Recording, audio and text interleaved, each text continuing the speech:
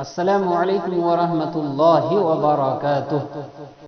میزان اعمال میں نہ سما سکنے والے 3 اعمال۔ پہلا، صبر کرنا۔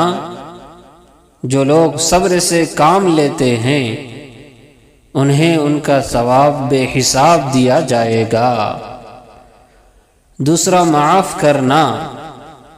جو کوئی معاف کرے اور اصلاح سے کام لے تو اس کا ثواب اللہ نے ذمہ لیا ہے۔ تیسرا، روزہ رکھنا۔ اللہ سبحانہ و تعالی کا ارشاد ہے، روزہ میرے لیے ہے اور میں ہی روزے کا بدلہ دوں گا۔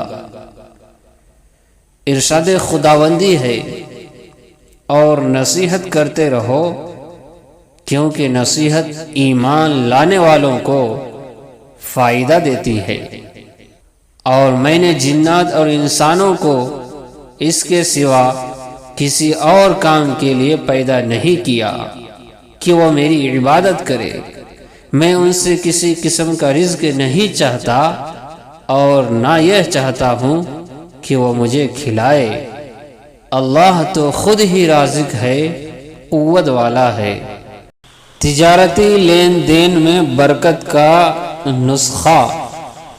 رسول اللہ صلی اللہ علیہ وسلم نے ارشاد فرمایا، خریدنے اور بیچنے والوں نے اگر پہلا سچائی سے کام لیا اور دوسرا ہر بات صاف صاف کھول کھول کر بیان کر دی تو ان کی خرید و فروخت میں برکت ہوتی ہے، اور اگر کوئی بات چھپا رکھی یا جھوٹ کہی تو برکت ختم کر دی جاتی ہے۔